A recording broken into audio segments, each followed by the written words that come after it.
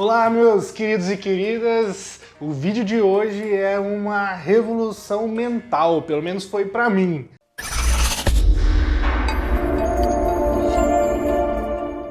Esses dias eu comentei aqui no canal que eu sou um analista do comportamento meio Nutella, e aí até eu expliquei, né? Eu estudo análise de comportamento, eu vivo análise de comportamento permeia as minhas ações, a minha forma de ver o mundo. O mestrado foi diante dessa perspectiva teórica, né?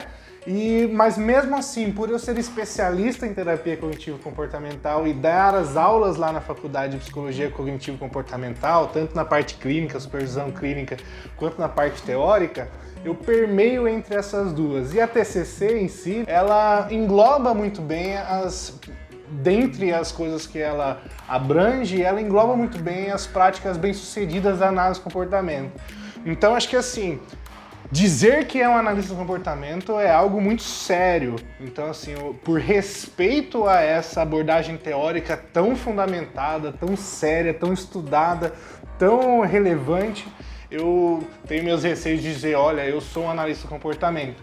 E é um pouco disso que essa palestra do próprio Hélio José Guilhardi, um dos principais expoentes dentro do Brasil sobre essa perspectiva, né, sobre análise de comportamento, principalmente sobre a clínica, né, ele já vai apresentar exatamente sobre essas diferenças da análise de comportamento diante de outras abordagens. O que tem acontecido muito por aí são pessoas que vão lá fazer um curso de aba para lidar com autismo, um curso de aba para isso e aquilo, sai de lá dizendo que é analista de comportamento ou que é aplicador de aba ou coisa assim. Gente, não é bem por aí.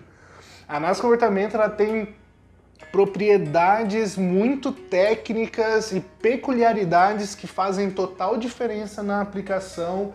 É uma abordagem muito robusta, como eu já disse aqui, muito cheia de detalhes e que amparam cada uma, muito bem amarrada, né, eu diria assim.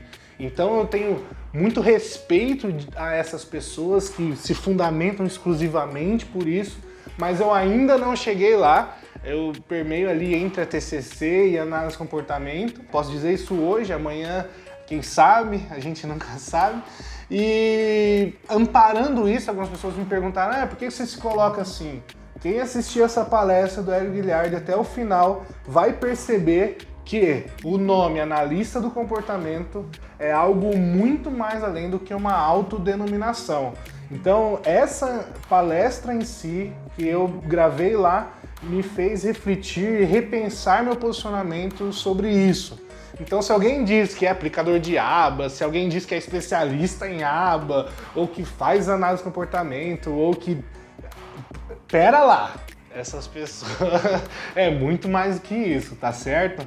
Então, vai aqui o meu grande abraço a todas essas pessoas que têm gerado conhecimento sobre essa perspectiva teórica, conhecimentos que são embasados na experimentação, principalmente, e também acho que a análise de comportamento tem essa peculiaridade, né? Ela amarra muito bem com a prática, tanto que muitas vezes você não sabe a hora que isso se separa, né? A análise aplicada e a análise experimental, porque não faz sentido para a análise de comportamento conhecimentos que não são empíricos, no sentido cientificamente comprovado. Então, muito desvinculado a filosofias ou coisa assim. Até a filosofia da análise de comportamento, né, o behaviorismo radical, está direcionadamente ligado, intimamente ligado à prática. Mas isso aí, sem mais delongas, essa palestra foi gravada com a autorização do próprio Hélio José Guilhardi.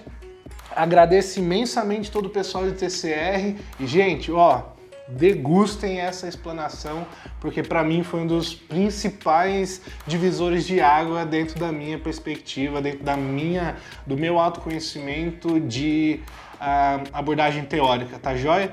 Para quem não é da psicologia, talvez seja aí um conteúdo um pouco teórico, mas para quem é da psicologia, eu penso que seja uma reflexão praticamente obrigatória, principalmente para pessoas como eu, que estão na TCC, mas que vira e mexe utilizam de ferramentas analítico-comportamentais na sua prática clínica e até na sua prática diária.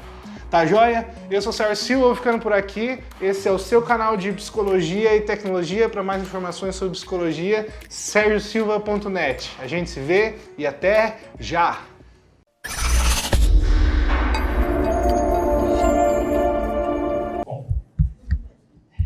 acho que nós estamos numa crise de valores, numa crise de ética, nós estamos numa crise de perspectiva, nós estamos numa crise de olhar para o ambiente e nos sentirmos amedrontados. E quando há muita confusão, muita coisa difícil, uma solução que o humano encontra, que na verdade não é uma solução, é um consolo, mas é um consolo tipo de fuga esquiva inadequado ou impróprio, que não resolve, é o misticismo. Bom, e há várias maneiras desse misticismo se expressar. Vai desde toda manhã olhar o horóscopo e ver o que vai acontecer com ele hoje e amanhã e assim por diante, né? Há também outras rotinas, horário em cima do milho. Agora a moda é milho de boca, porque ele é mais agressivo, né? Bom, é uma outra possibilidade, mas na psicologia, o que tem ocorrido é uma coisa já antiga, mas que tem se fortalecido. É o ecletismo. É misturar tudo de bom que cada abordagem tem, com tudo de ruim que todas as abordagens têm, e fazer um caldo que cada um depois usa como bem entende. Eu estava fazendo na abertura uma comparação, né, que eu repito, porque uns 2 ou 3 não estavam lá, né? Eu repito da seguinte forma: é como se uma criança ganhasse 3 quebra-cabeças, um onde prevalecem as cores amarelas, outro aparece o azul, é mar, é céu, e outra verde, é floresta, né? Falta o quebra-cabeça as estrelas para dar a bandeira brasileira, né? Bom, e ele diz para a mãe: mãe, eu não quero montar cada um dos quebra-cabeças. Eu quero montar os 3 juntos, que aí vai ficar mais bonito, mais cores, etc. Só que daí as peças não juntarão, né? Então, o ecletismo, para mim, é uma mistura impossível de ser conciliada e, portanto, deve ser evitada. Faz parte dos misticismos e das pessoas encontrarem soluções que são bálsamos falsos para o problema que nós enfrentamos, que é olhar. Basicamente, como diz o Skinner, você disse que ele morreu tardiamente, quer dizer que ele morreu velho. Morreu bem, né? Será que alguém morre bem? Bom, morreu velho. A última frase foi It's marvelous. It's marvelous. Foi a última frase. A última frase foi isso.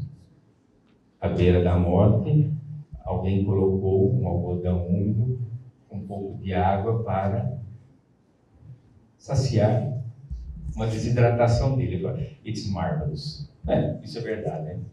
Nós não presenciamos isso, é um tato, é um intraverbal, né? Fala, é bonita a frase, então a gente continua repetindo, né? É um intraverbal, não é um tato verbal, né? Bom, mas voltando, né? O Skinner não morreu tardiamente, não devia morrer nunca, como tem outros que não devia morrer nunca. Imagina o Michelangelo, eu gostaria que tivesse ido até hoje, que ele não estaria fazendo, né? Talvez no hospital com Alzheimer, né? Mas, de qualquer forma, a gente gostaria que os gênios continuassem, porque os gênios fazem bem. Pode não ser, o gênio pode não ser bom, mas ele faz bem. Bom, vamos começar então, e vocês têm um pano de fundo que eu vou criticar o ecletismo. E vão... Não está indo? São eles lá. Não. Estava indo. Diz que não está indo. Para frente, né? Peço o país. Quer que vá aqui, ó? Aí foi, ó. Pois. Eu não quero pegar, porque uso a mão esquerda para fazer autocríticos.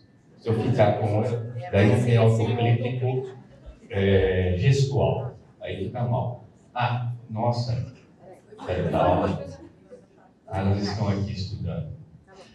Aqui tem uma frase atribuída ao Einstein. Como eu não tive a referência, mas eu gostei da frase, eu salvei, né? É o seguinte: se você consegue ou não observar uma coisa, depende da teoria que você usa. Quer dizer que o fato ele não existe em si. Ele existe baseado de um conceito que você tem que leva você a vê-lo. a observá-lo, a dar importância para ele. Apareceram exemplos, né? Então não fique pensando assim, né? Para nós, flor é uma coisa que enfeita. Para um botânico, para um estudioso de plantas, ele já veria outras coisas na planta que nós não vemos, porque ele está municiado de outras informações, tem outros conceitos e assim por diante, né? E um geneticista perguntaria, poxa, por que precisa ter duas mudas para dar duas cores? Eu vou colar em um cruzamento genético que a mesma planta tem 2, 3, 4, 5 cores, né? Pois bem, então cada profissional, e daí vamos generalizar, cada pessoa tem uma teoria que faz com que ela olhe para a realidade de acordo com as suas concepções. Então, nesse sentido, levando para a ciência, se você consegue ou não, depende da teoria que você usa. É a teoria que decide o que pode ser observado. E mesmo quando você adota a teoria, e isso a Marta deixou muito claro, há uma diferença em você ter uma formação técnica e ter uma formação conceitual. Eu vou dar um exemplo. Uma terapeuta poderia estar atendendo uma criança de 4, 5 anos que faz uma tremenda birra durante o atendimento. A terapeuta então diz, isso aqui é um comportamento indesejado. Então agora eu vou aplicar uma técnica. Eu vou colocar em extinção. Porque dizem os livros, quando se coloca em extinção, o comportamento aumenta de frequência no início e depois ele se enfraquece. Então, eu viro as costas e coloco em extinção a criança. Errado. Eu não coloquei em extinção a criança. Por isso, ia deixá-la morrer de fome, morrer de sede, e aí extingue o organismo. Não. Eu coloquei em extinção o comportamento indesejado dela. Ainda é errado. Eu não coloquei em extinção. Eu estou dando atenção, e quando eu viro as costas, estou conversando com ela, interagindo, quando eu viro as costas, me calo, me afasto, eu estou aplicando remoção de reforçamento positivo. Como tal, é um procedimento de punição. Punição negativa, punição pela retirada da atenção. Daí em diante, agora eu não respondo mais as peripécias dela. Aí sim, agora estou no segundo momento aplicando o procedimento de extinção. Eis-me aqui. Aí a criança, após um tempo, vai fazer o quê?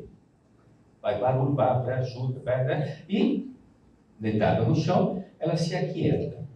Nossa, mais uma demonstração de que a junção de punição negativa mais extinção enfraquece o comportamento indesejado.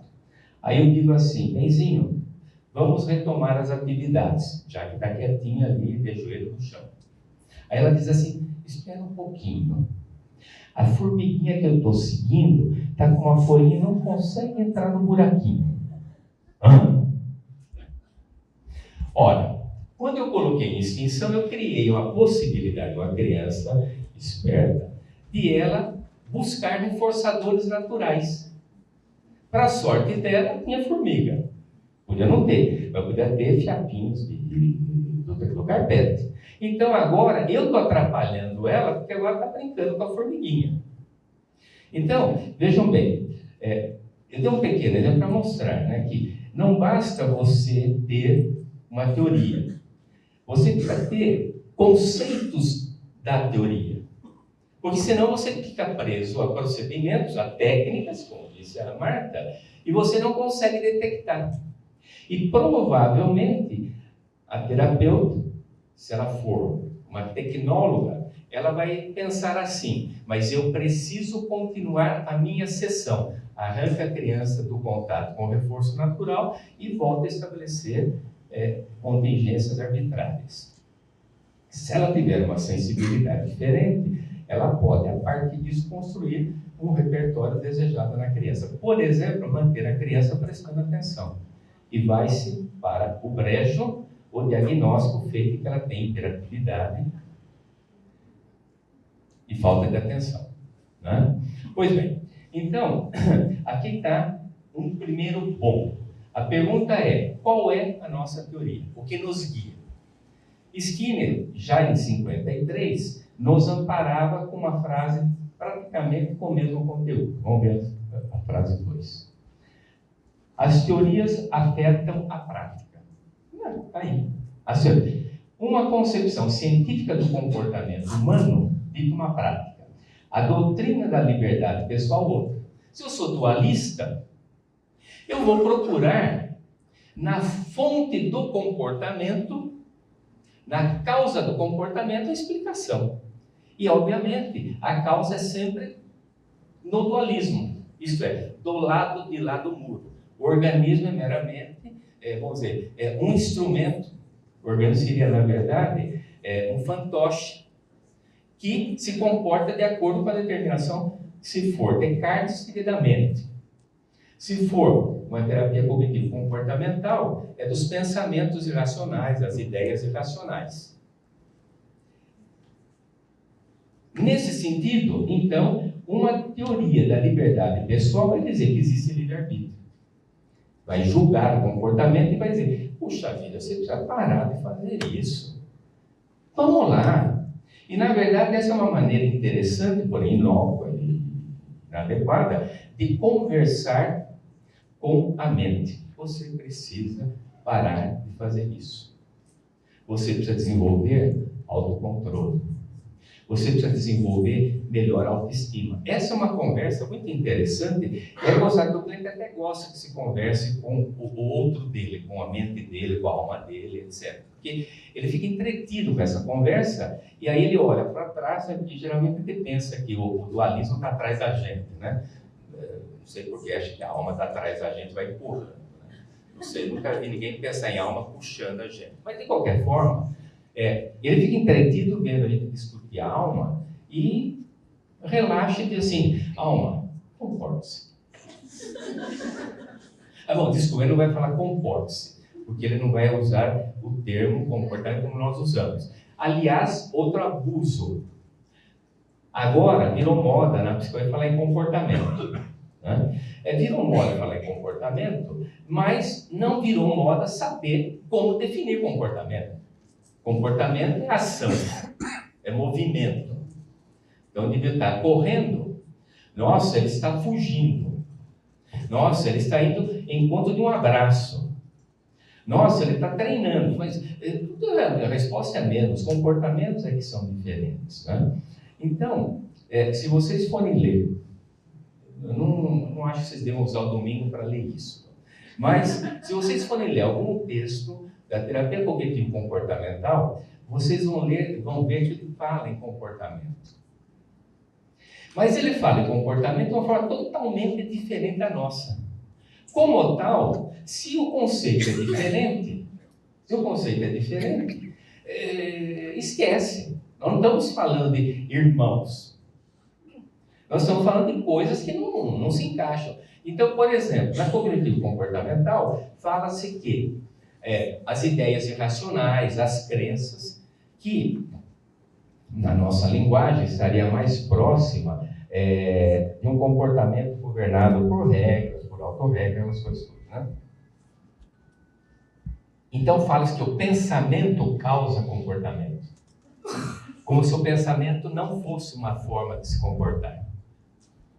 E como é que um comportamento pode produzir um outro comportamento? Então, erro na prática vai ocorrer quando há um erro na teoria. Então eu vou enfocar no seguinte: você precisa parar de pensar assim. Você tem que mudar as suas crenças. Aí vem a pergunta: how to do it? Como eu faço isso? Você precisa melhorar a sua autoestima. Puxa vida, todos dizem isso, doutor, todos dizem isso, só que eu ainda não sei como é que eu melhoro a minha autoestima. Por quê? Não sabe por quê? Porque nós estamos atacando o dualismo.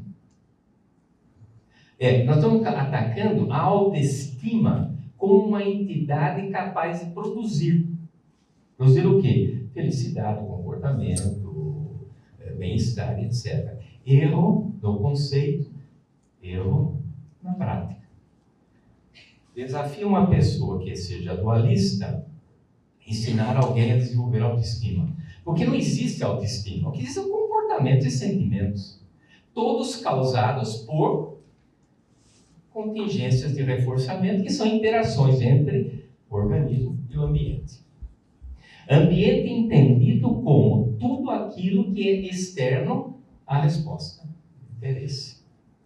Por quê? Porque uma resposta, ou até mesmo um comportamento, ele pode ser antecedente para outro comportamento. Ser antecedente não é ser causa de. Porque o antecedente não causa. O antecedente aumenta a probabilidade. Evoca, mas não causa. É bom, certo? Isso você já domina, né? Próximo. Nós estamos, os que estão aqui, estão de certa forma simpáticos à ideia de que nós trabalhamos com análise de comportamento, seja ela experimental, seja ela aplicada, e a prática baseada nos conceitos da análise de comportamento e do behaviorismo radical. Se a maior parte de nós está nisso, eu acho que esta do Dawkins é um zoólogo, adora discutir problemas da seleção das espécies, muito interessante e empolgante, porque ele é apaixonado pelo que ele gosta, e odeia o que ele não gosta, né? Bom, ele diz assim, muitas vezes a contribuição mais importante que um cientista pode fazer não é propor uma nova teoria. Que eu acho lindo. Skinner está superado. Olha, morreu prematuramente. E se tivesse durado mais 1 ou 2 séculos, ele ia chegar lá. Mas está superado. E aí? Eis-me aqui. Uma nova teoria. Não, pode ter uma nova teoria. Ninguém tem contra, mas não vai dizer que a nova teoria é um avanço dele em relação a Skinner, embora pudesse ser. Mas para ser um avanço, se é que nós podemos ter esse orgulho, eu diria que não é um avanço, é um aprofundamento. Então, ele não vai dizer que é uma nova teoria. Veja aqui. Mais importante que um cientista pode fazer não é propor uma nova teoria ou revelar um novo fato, mas descobrir um novo modelo de olhar para as teorias e para os fatos antigos. Ou seja, vamos levar as contribuições de Skinner, vamos levar tanto as experimentais, as educacionais, as preocupações culturais, e vamos levar também o conceito que ele tem de homem um pouco mais adiante, aprofundando o estudo, mas não saindo do modelo. Então, nesse sentido, eu diria que já bastaria que a nossa comunidade se preocupasse em aprofundar. Eu faço um desafio para bezerros e vacas sagradas. Vacas sagradas são aqueles antigos que há séculos estão estudando Skinner, análise de comportamento, né? Então, esse pessoal vai chamar as vacas sagradas, né? Não sei porque não incluiu os homens lá, né? Bom, acho que ele já estava pensando assim em promover a rebelião, a libertação das mulheres, né? Já é para as vacas sagradas, né? Acho que estava pensando na Maria Amélia e na Carolina, né? Então, duas vacas não depreciando, maravilhosas. Isso daí que eu defino maravilhosa com comportamentos maravilhosos. Ninguém é maravilhoso só pelo seu fenótipo e pelo seu corpo. Pode ser assim até desejável, né? Excitante, mas não é isso que importa. O que importa é comportamento, né? Bom, então, mas descobrir um novo modo de olhar para as teorias e os fatos antigos. Então, eu vou retomar um pouquinho. Vamos para o próximo.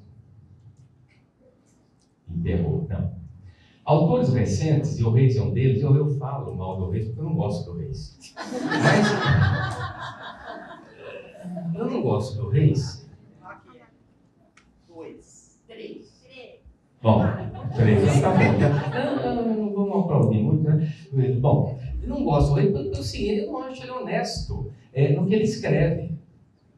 Ele escreve umas coisas dizendo que disseram que não foi dito. Isso ele nem intraverbal ele entende. Então não repete igual.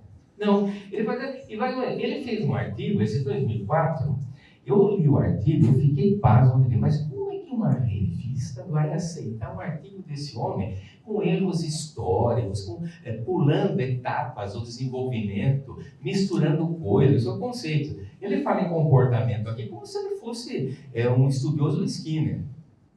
O danado estudou muito a análise do comportamento, análise mental e aplicada. Ele tem artigos excelentes.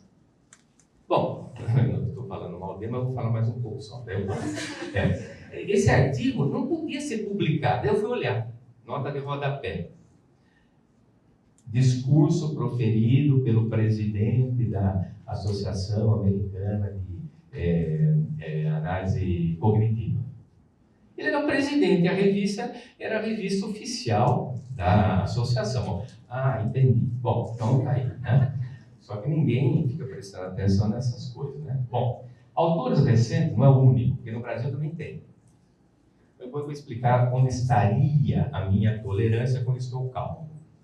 Em geral, quando estou dormindo e não estou tendo pesadelo, é hora que eu fico calmo. Né? Autores recentes procuram mistificar as contribuições da análise do comportamento. Mistificar é atrapalhar a percepção, que fala bonito e fala com conteúdo correto.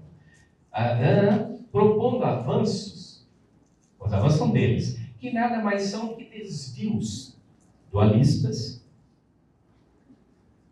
apropriação equivocada e sorrateira de conceitos já consolidados, omissões conceituais estranhas a quem se propõe fazer revisões históricas do desenvolvimento da área comportamental.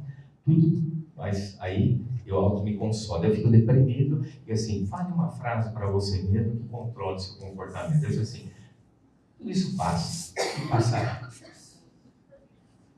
Como equívocos apaixonados. Até tem uma música que tem isso, tudo passa, tudo passará e tal, né? Bom, eu acho que é um modismo,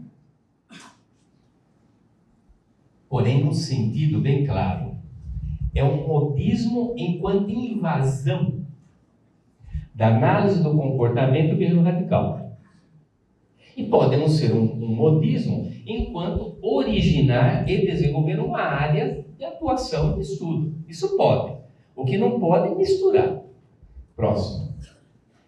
Entre nós há uma tendência, herança da submissão ao imperialismo. Eu fiquei pasmo quando começaram a divulgar. Quem começaram a divulgar? O equívoco aqui é intencional. Esse equívoco é um exemplo de autocrítico. Quando eu falo no plural, que acho que chama atenção aqui. Né? Quem ousaram, né, fazer isso? Muitas vacas sagradas que eu chamo de bezerros semi-sagrados. Mas a área, por isso que ilude. Então, esses bezerros semi-sagrados começam a dizer que agora o Reis trouxe uma contribuição em 3 ondas. Obviamente, qual é a melhor das 3? A terceira. E quem é o principal autor da terceira? Mim. Ser o chefe. Moicano. A terceira. Eu digo, mas o que é a primeira e a segunda? A primeira e a segunda não fica claro para quem lê, mas fica claro para quem pensa. Ele está falando da evolução das terapias cognitivas. Teve a primeira onda da cognitiva, a segunda onda e a terceira onda. E o coitado do Volpe, que na linguagem da Marta também morreu tardiamente, isto é, morreu velho, entrou com a primeira onda da cognição e cometendo injustiças com ele, porque ele não era tão diferente assim da segunda onda, mas tudo bem, a gente não vamos defender o Volpe que é outro, né? Bom, então, narcisismo ingênuo de ser arauto de novidades. Eu agora tenho novidades. Isso é muito bom para dar para aluno, sabe? Você não faz, você não pratica, você não pesquisa, mas você dá aula. E diz que quem sabe, faz. Quem não sabe, dá aula. Nem sempre isso é verdade, mas em geral pode ser verdade, né? Então, agora, bom, pessoal, vocês aprenderam o ócio, agora eu tenho uma novidade, um neobehaviorismo. O neobehaviorismo é de Skinner. Mas que neobehaviorismo de Skinner, meu? Vai ter história da psicologia. Skinner não é neobehaviorista. Não, mas agora tem melhor ainda. Agora tem a terceira onda que engoliu as outras ondas. Matou o ócio, matou Skinner? É por aí. É por aí. Se bem que não é por aí, porque está falando de outras coisas. Está falando de 2 áreas que são muito, deixa eu dar um bom autocrítico, MUITO, muito diferentes entre si, portanto não são superponíveis, exceto por um eclético ansioso por misturar amarelo com azul no seu quebra-cabeça, né? Bom, vamos voltar aqui.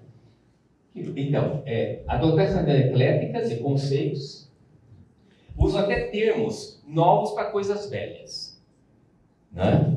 E nesse sentido, né? Conceitos que não se justificam, uma vez que o behaviorismo, como muito bem lembrou Todorov, tem uma família de significado. Não é só uma abordagem, não é só uma proposta, não é só uma escola, não é só um modelo. E as práticas dessa família permitem diferentes e divergentes procedimentos de modificação de comportamento. Então, vamos com calma. Próximo. A recente, não tão recente assim, porque falei em 2004, em 1988, o Rey já falava dessas ondas. Só que ele, nesse de 88, ele não deixa muito claro que a análise do comportamento está fora das três ondas. Então, quem olhar lá vai perceber, ali ele ataca a análise do comportamento, como limitada, aquelas coisas mecanicista. Ele é cruel. Em 88 ele era cruel. Daí, em 2004, ele já não fala mais desta crítica, e ele fala da cognitiva, mas se vocês lerem, vocês vão ficar confusos. Porque parece que ele está metendo o pau, está mostrando, metendo o pau é muita grosseria, né? Parece que ele está misturando conceitos da análise do comportamento e criticando a análise do comportamento, substituindo os conceitos por conceitos cognitivistas, né? A recente, então não tão recente assim, já em 88 aconteceu, então do século passado, né? A recente divisão histórica, bastante questionável, da terapia cognitiva em três ondas, tem sido confundida com a história da análise comportamental e da análise aplicada ao comportamento. Então fica claro que são duas histórias. Podem adorar qualquer história. Uns gostam da Cinderela, outros gostam do Chapeuzinho Vermelho, outros gostam da Bela Adormecida. Não tem problema nenhum, desde que você fique na sua história. Agora, o Chapeuzinho Vermelho se tornar princesa com o beijo do lobo já dá uma confusão. Não encaixa. Você precisa criar diferente, né? Bom, falta de entendimento é que se considera a terceira onda, e já estamos falando em quarta e quinta. Como se o movimento da ciência fosse um vai e vem de movimentos do mar, que seria uma metáfora ingênua e limitada. Então, a falta de entendimento permite a alguns apresentá-la, a terceira onda, com a mais avançada das propostas psicoterapêuticas na área comportamental. Isso é um engano de paradigma. Próximo. Essa terceira onda foi apresentada como a mais nova e avançada entre as terapias cognitivas. Bom, aí sim, agora estou falando, entre as cognitivas. E como tal, nada tem a ver com a evolução das terapias comportamentais propriamente nomeadas. A terapia analítica comportamental e a terapia por consciência e reforçamento. A Marta deixou claro que o conceito de tríplice contingência é um conceito equivalente a Jean de Mendel e Átomo de Born. Perfeito. Nossa, eu fiquei todo orgulhoso. Também. Você também, né? Nós estamos caminhando na linha da ciência. Séria. Próximo.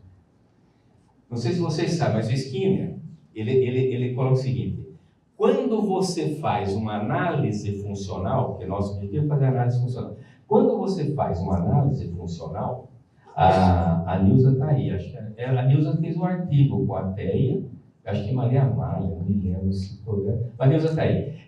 Ele diz o seguinte, que você completa uma análise funcional, você analisa as contingências de reforçamento. A tríplice contingência, na verdade, é a operacionalização do que a gente chama de análise funcional.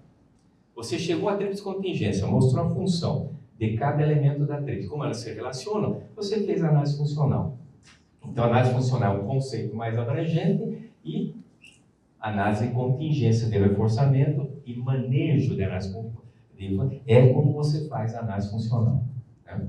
Você sabe como fazer análise funcional? Eu acabei da dica. Aí ele falou que não sabe. Deixa eu explicar para você. Quando você fizer uma análise contingente, você chegou à análise funcional. Falar que eu sei para você é uma responsabilidade. Falar que sabe para mim. Não, assim, como você me ensinou, eu sei muito bem. Você sabe, tá certo? Então, no caso da criancinha, por que ela parou de chorar? Por que ela parou de chorar? Parou de se esparramar e fazer uma bagunça na sala da terapeuta e ficou calminha, deitada no chão. No exemplo que eu dei. É porque ela foi vítima de punição negativa e vítima de extinção, ou porque ela foi gratificada com um reforçamento positivo, natural, que foi descobrir as formiguinhas carregando a folhinha. Se vocês falarem, por quê? Ela ficou quieta, por quê? Vamos dizer assim, para ser genérica, generoso com a terapeuta, cadê tudo? Porque se a terapeuta não tivesse aplicado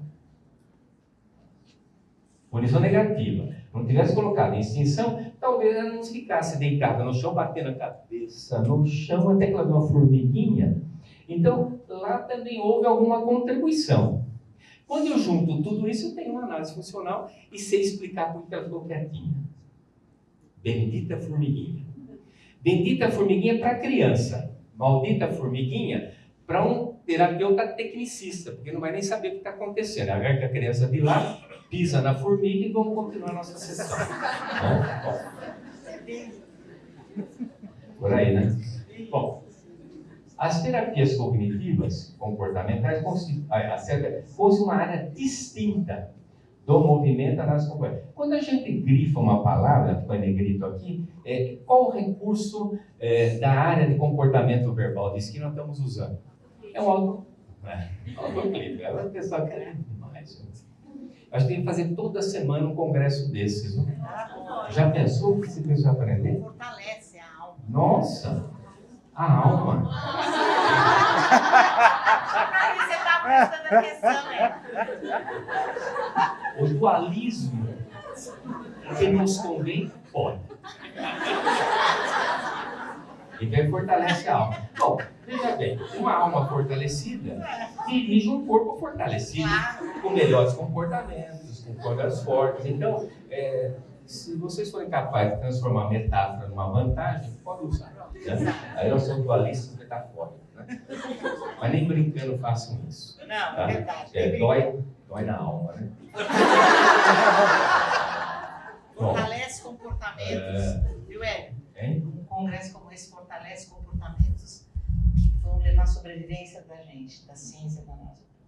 Eu não sei se eu quero saber da espécie Homo sapiens. Eu tenho uma pira com o Homo sapiens, né? É uma espécie egoísta, individualista, destrutiva. Mas, já lá. Nós temos princípios que, se forem levados mais a fundo, talvez tornem o Homo sapiens numa mutação. Homo sapiens bom. Sei lá. Né? Bom. Com área de síndrome de análise do comportamento e nada a criticar com relação à existência de outras abordagens clínicas.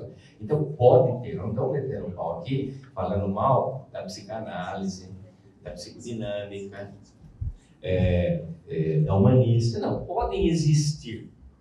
Assim como, na prateleira, diferentes quebra-cabeças. E eu pego o quebra-cabeça que me interessa e trabalho com ele. No caso, o nosso quebra-cabeça é esse.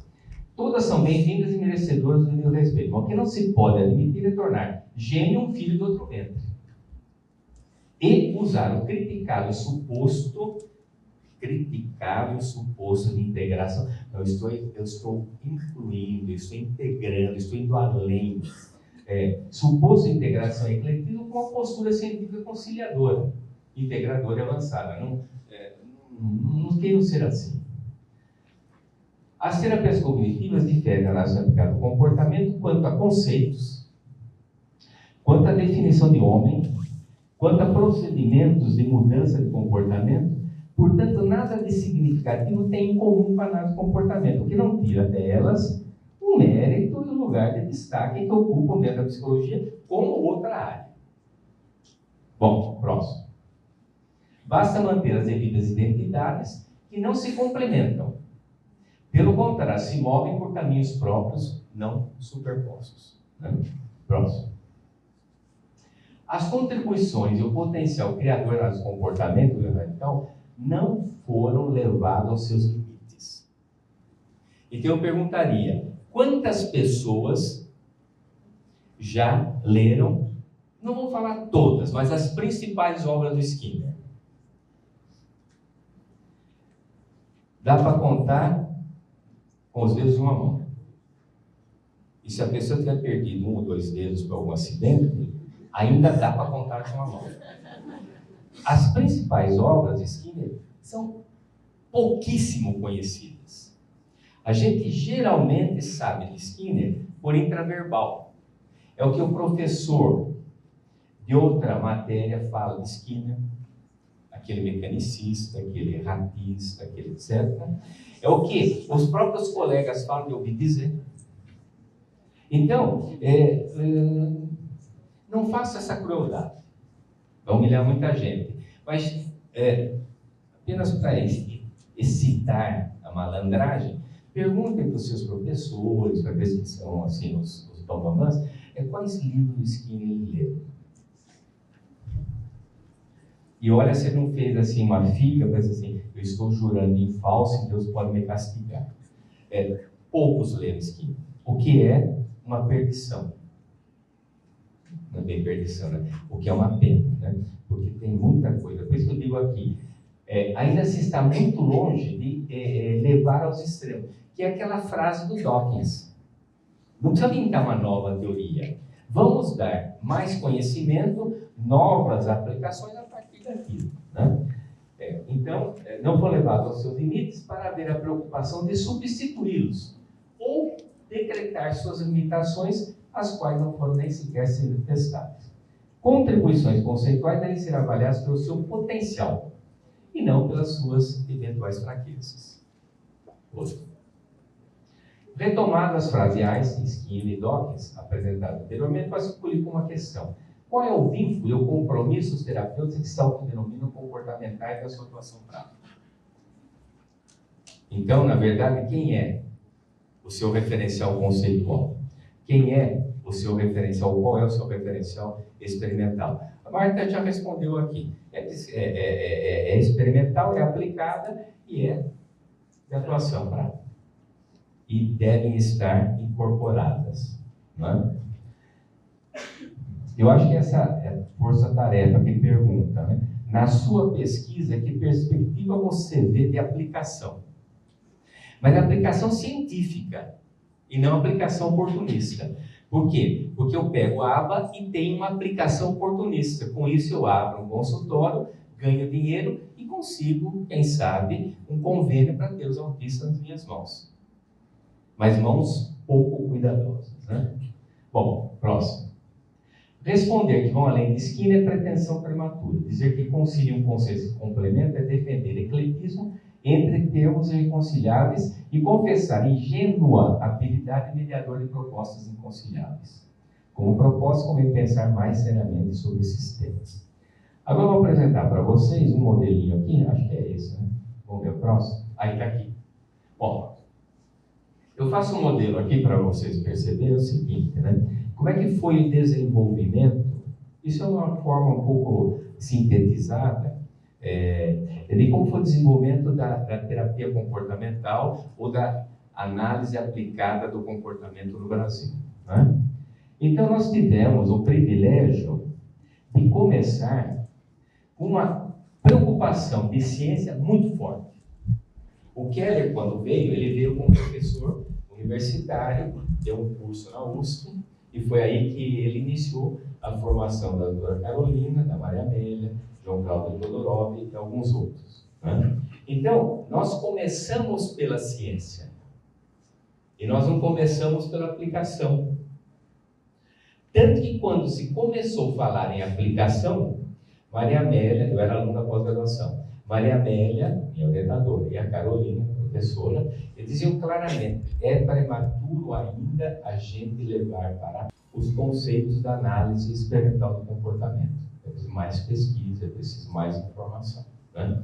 De qualquer forma, o primeiro momento da aplicação, e ele começa formalmente em 68. Em 68 foi fundada a primeira clínica de modificação de comportamento no Brasil. 68. Pois bem, naquela época nós chamávamos a aplicação de modificação de comportamento. Por quê? A área operante chamava de Behavior Modification o que nós fazíamos de aplicação. Exatamente em 68 foi quando foi publicado o primeiro texto, o primeiro número da revista Journal of Applied Behavior, JABA, foi em 68. Né? Pois bem, então nós tínhamos aqui a modificação de comportamento, que era um modelo clínico operante na época. Só que a gente chamava de modelo clínico porque a gente também era ingênuo, estava só começando. Porque o que nós tínhamos, na verdade, eram exemplos de pesquisas feitas em situação de laboratório, em geral em cursos de pós-graduação dos Estados Unidos, em que se fazia pesquisa com humanos. Aos trabalhos de Aswin e Ayon, que foram feitos também na forma de pesquisa em hospitais psiquiátricos nos Estados Unidos, quando desenvolveram todo aquele programa de uso de fichas para estabelecer comportamento e assim por diante. Né?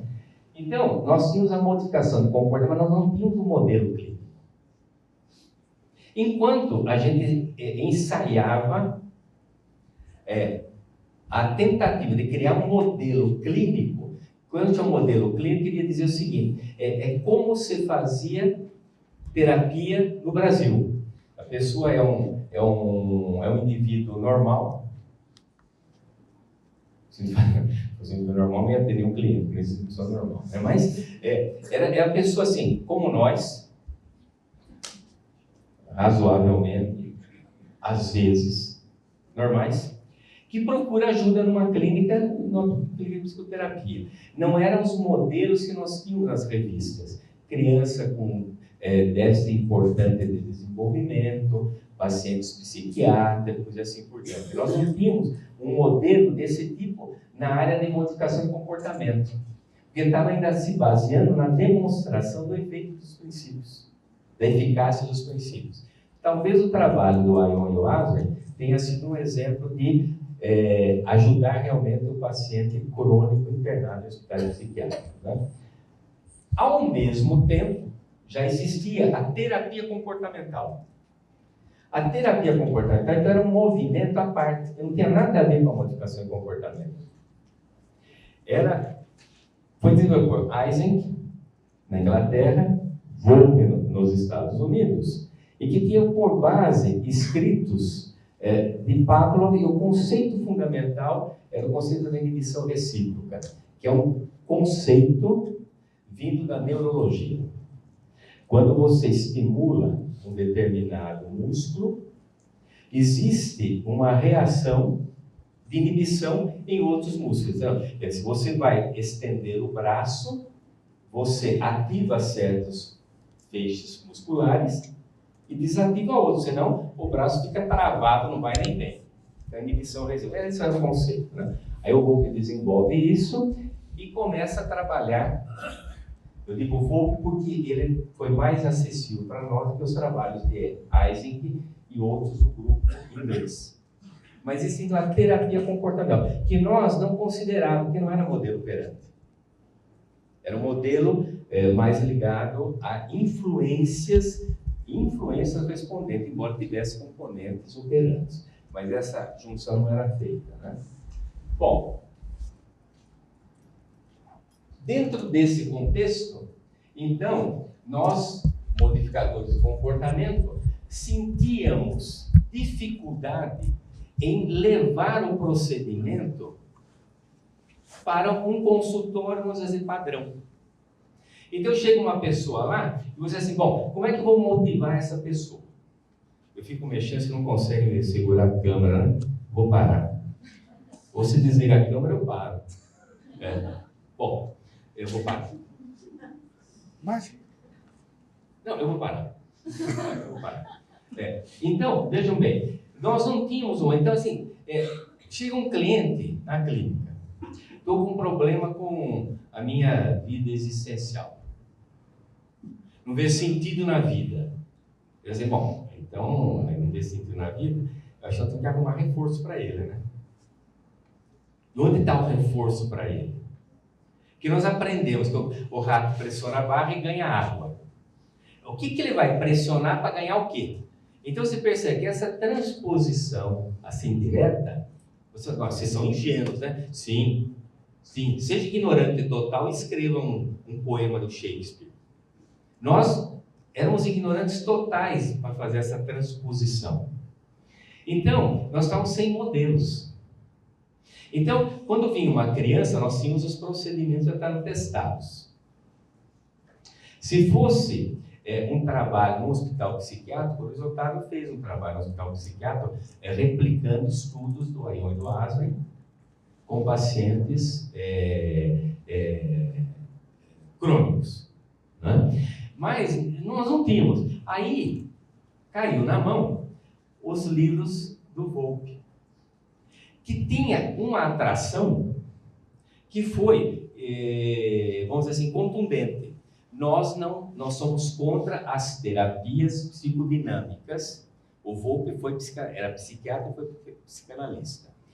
Nós somos contra e estamos desenvolvendo um processo de terapia através da aprendizagem. E nós engolimos a isca, quer dizer, então aprendizagem é qualquer coisa que aprenda. Mas tem que ter nome da aprendizagem, porque aí fica científico. Então eles falavam em Pavlov, o chique, Sherrington, neurologista, chique. Então nós entramos nessa. E aí nós descobrimos o seguinte, duas coisas. Primeiro, o Volpe desenvolveu técnicas para instalar comportamentos de assertividade. E nós íamos nos perguntar se assertividade era comportamento, era um traço de personalidade. O cara é tímido, é assertivo, vamos meter nele aí umas técnicas e vamos fazer. Nos salvou, porque dava para a gente uma possibilidade de atuar com procedimentos operantes.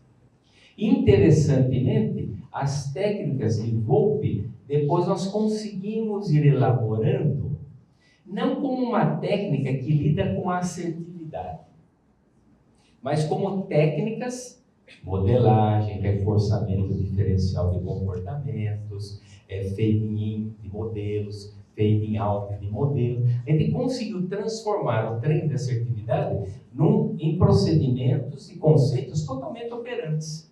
A gente aproveitou a ideia. E havia também o problema da dessensibilização do medo. Ele tinha lá a dessensibilização sistemática. Quanto tempo eu tenho aí? Eu precisaria de 1h15 só. Ah, não tem. Você não tem? Bom, tá bom, eu vou falar. 15 minutos? Tá bom. Então, o Volpe nos ajudou nisso.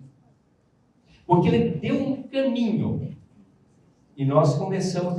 Por isso que a terapia comportamental operante no Brasil é a mais avançada. Se vocês quiserem assim, eu queria aprender terapia operante nos Estados Unidos, porque é o centro do mundo. Bom, primeiro não é o centro do mundo. E segundo, eles são muito mais inabilitados do que nós para ensinar a fazer terapia. Como disse a Marta, nós não só somos o segundo maior em número, mas em clínica nós somos o primeiro do mundo operante. Uma pausa para refletir sobre o nosso poder. Bom, poderes, né? Aí nós percebemos, isso é o que é chamado de primeira onda das terapias cognitivas. Então, o Rei está se referindo a isso, que nós enfiamos aqui, nós nem sabíamos disso, hein? Nós nem sabíamos disso. Nós enfiamos aqui e invadiu um pouco a nossa área. Já a dessensibilização sistemática. Vamos relaxar, vamos fazer uma hierarquia, a gente vai introduzindo passo a passo a aversividade, para que a pessoa crie, ou modifique a sua fobia e seja capaz de enfrentar os medos. A gente adotou esse procedimento. Chato pra caramba. Se um dia vocês quiserem passar uma tarde bem desagradável e monótona, fique aplicando essa técnica nos amigos.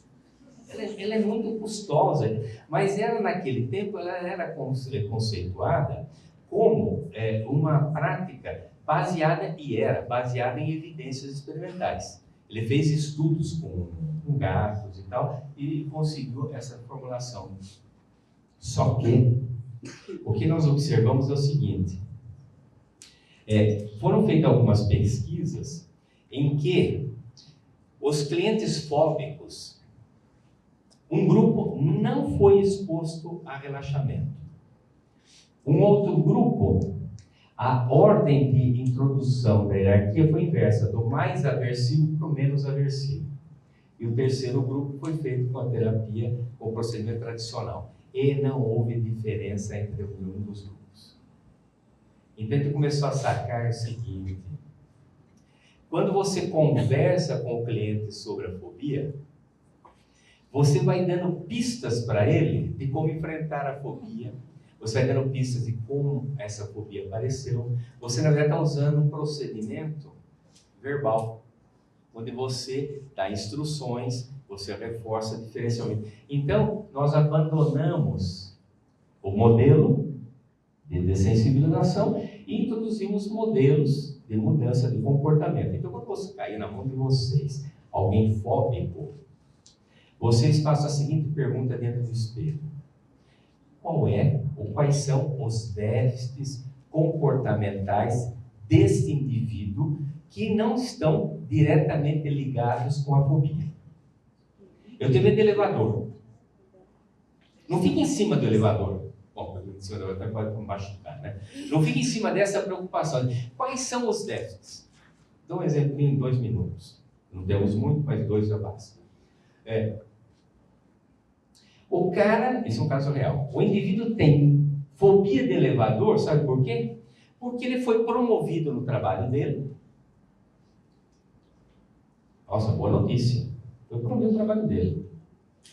No trabalho dele ele tem que falar inglês. Boa notícia. Ele sabia falar mais ou menos inglês. E devia ir periodicamente para a matriz nos Estados Unidos para discutir com os grandes bosses lá a respeito dos trabalhos. Só que quando ele foi promovido, ele percebeu o seguinte, que ele não falava inglês correntemente. Que as discussões eram feitas por Skype e o chefe dele ia fazendo a tradução. Então, ele se iludiu que ele estava entendendo e ele se iludiu que ele estava falando. Quando ele foi para os Estados Unidos, o inglês era fraco, ele não conseguia, ele não tinha mais o assessor do diretor, o chefe dele, o gestor dele, e ele tinha que enfrentar os bosses. E os bosses não entendiam o que ele falava, não entendiam o que ele falava, ele só trazia, na verdade, papéis escritos sobre o que ele devia fazer. Então, começou a dar um desespero nele. E onde era o escritório dele no Brasil? No 20º andar de um edifício. Então, ele começou a ter fobia de entrar no elevador. O tratamento consistiu: aprenda melhor o inglês, aprenda a ser assertivo, isto é, aprenda a dizer o que você pensa em 10 minutos, aprenda a contestar, desenvolva repertório. E aí o medo do elevador desaparece. Se não perder emprego antes, desaparece. Certo? Então, vejam bem, então já fica uma dica para vocês. Chegou alguém com fobia, vocês batem embaixo da mesa assim, esse está fácil. É só descobrir os 10 repertório dele, a gente trabalha e desaparece. Coerente, porque você enriquece o comportamento. Por que uma criança, quando vê uma barata, ele acha a barata interessante? Para uma criança. E ele tenta pegar a barata. E se ele for esperto, ele percebe que a barata tem o seguinte: ela dá 100 metros rasos e para. 100 metros rasos e para. Então ele pega a barata. Porque ele não tem comportamentos incompatíveis com pegar a barata. As pessoas não têm coragem de dizer que tem medo de barata. Que, nossa, medo de barata, eu tenho nojo de barata. Nojo, medo, fobia. Mas por que a criança não tem? Porque ela não tem déficit de repertório em relação à barata. Aí a mãe ou o pai conseguem instalar um repertório de oposição à barata, ela passa a ter. Então, basicamente é isso. Ensina a adquirir comportamento de um modo, então investigue de um modo geral. Bom, então, nós percebemos que este modelo não servia a cegos. Mas, como o Volpe também foi influenciado pelo Ellis, que trazia trabalho com terapia que hoje se chamaria cognitivo-comportamental, mas que no tempo, o Ellis também é um ex-psicanalista. O Ellis chamava de terapia racional emotiva. Então ele fez um esquema muito interessante, e até hoje eu não sei por que a cognitivo-comportamental dá pouca importância à contribuição do Ellis. O Ellis, no nível dele, em 57, quando ele publicou um artigo, ele era avançado. Depois o Beck arrebatou a área e ficou para ele. É a segunda onda da terapia cognitiva. Então ele começou a achar interessante. Ideias irracionais, pensamentos equivocados têm que ser alterados para... Ora, a hora que a gente começou a ler, Skinner diz assim: comportamento, sentimento ou sentir são respostas do organismo produzidas pela mesma contingência. E não que o pensamento produz o comportamento, o medo e assim por diante, os sentimentos. Quando ele diz assim, virou uma incompatibilidade. Como é que nós poderíamos adotar o modelo cognitivo-comportamental se ele é dualista? E se ele supõe que os encobertos são causa dos abertos, dos comportamentos expressos? Então, nós também abandonamos esse modelo. Agora, entre lá e aqui, foram 30 anos. Mais velho que alguns de vocês. Então, nós fomos aprendendo que, meu amor, o negócio é ler o Skinner, estudar o Skinner, discutir o Skinner, que sozinho também não dá, hein? O Skinner é fogo. É fogo. Fogo aqui é muito bom e complexo. Você não sabe quando está criticando, quando ele está... você não sabe quando você não tem experiência de lê-lo. Depois que você lê ele, aí fica mais ou menos legível o que ele escreve. Muito importante. Então, nós fomos nos desenvolvendo e no comércio, na publicidade, na divulgação, a palavra modificação de comportamento não pegava. Clínica de modificação de comportamento, vizinho, clínica de terapia.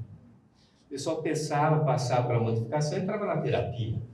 Então o termo caiu em desuso. Modificação de comportamento e passou a se usar terapia comportamental, englobando, se referindo a métodos operantes. Né? Pois bem, então nesse sentido, né, a terapia, veja bem, ela não se destroça, ela não tem ondas, ela tem desenvolvimento. E quem que é o pai do nosso modelo de terapia operante? O nosso modelo, o nosso pai é o Skinner, que não é um clínico. Por isso que a frase do Dawkins é extremamente importante. Você não vai criar uma nova teoria. Você pega a teoria e faz outro uso dela, mantendo os conceitos. Que é o que nós estamos fazendo. Quando nós damos ênfase a contingências de reforçamento no processo terapêutico, nós estamos usando 5 minutos a mais, nós estamos usando de uma nova maneira os conceitos, mas não criando novos conceitos. Então dá para ser clínico, comportamental, sem se afastar do modelo da análise do comportamento, da análise mental do comportamento.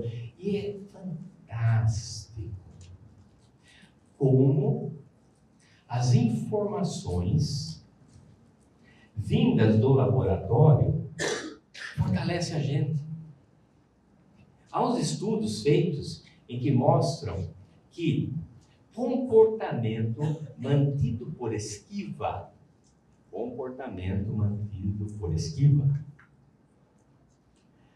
se você punir, aumenta a esquiva.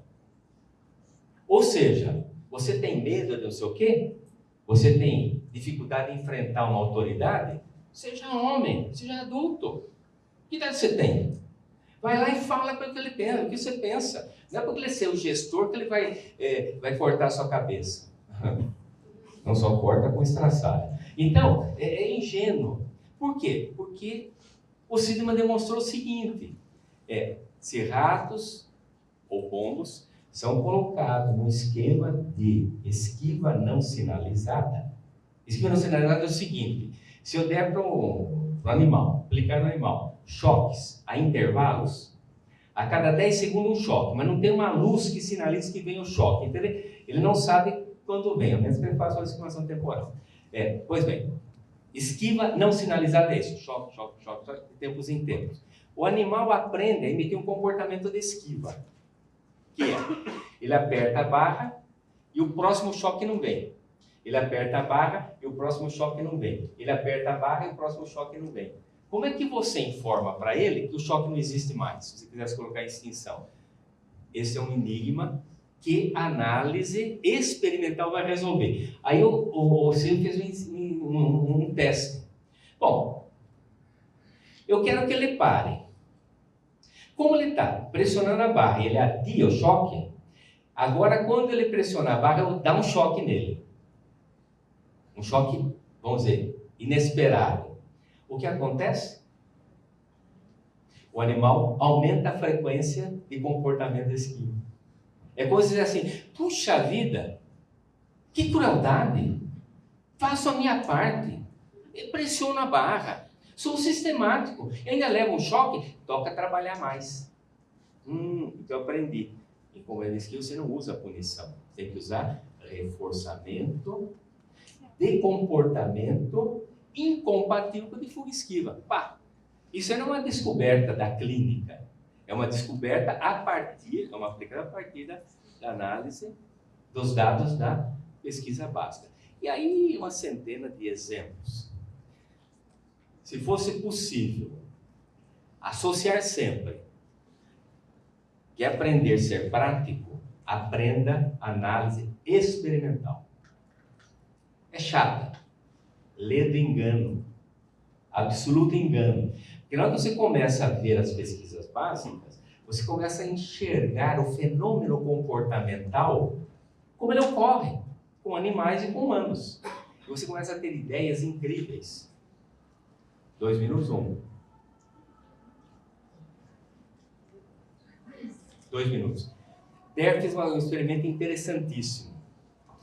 Crianças com deficiência, com déficit importante de desenvolvimento, poderiam ser hoje nomeadas, classificadas, isso era lá na década de 70, nomeadas como autista. Ele percebeu o seguinte, ele podia instalar um comportamento de imitação. Como é que é um comportamento de imitação? Então, a criança está ali, ele faz assim, por exemplo, põe a mão na cabeça. Aí um auxiliar pega na mão da criança, então o modelo está lá na frente, põe a mão na cabeça. A pessoa atrás pega a mão da criança e põe na cabeça. E aí você fazendo um fading out da ajuda. E a criança aprende. A criança aprende a bater palma, o de trás pega na mãozinha nas mãozinhas da criança e vai bater palma, abrir o braço, erguer o braço e assim por diante. Aí ele diz, bom, agora que tem já uma série de comportamentos motores aprendidos, vamos ensinar agora a criança a imitar som. Vai imitar A. Perfeito. B.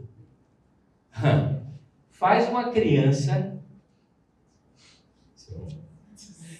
Não, agora eu vou falar, porque agora ficou novidade. Faz essa criança imitar o som. Como é que o auxiliar pega na corda vocal e pressiona para sair um A? O procedimento de fading já não se aplica. O Ber, que foi um pesquisador maravilhoso, teve a seguinte ideia. Eu vou colocar o A como o último elo de um encadeamento. Então seria o seguinte, agora a criança já está sabendo imitar o motor, então seria mais ou menos assim. A criança fazia, assim, a criança fazia, assim, a criança fazia, bater palma, a criança fazia, De onde ele tirou essa ideia? Tirou essa ideia do encadeamento. Quando você estabelece um encadeamento, você aumenta a probabilidade do evento seguinte. Quer ver? Vamos ver se você mata essa. Quem descobriu o Brasil foi Pedro Álvares Cabral. Encadeamento. Agora, Batatinha, por exemplo, quando nasce. Então, mas claro que ele não pegou essas poesias, nem essas frases. Ele, na verdade, fez o seguinte: baseado no encadeamento, ele concluiu que o próximo elo se torna mais provável quando os elos anteriores estão bem estabelecidos. Pesquisa experimental. Bem, era isso que eu ia dizer. Muito obrigado pela atenção.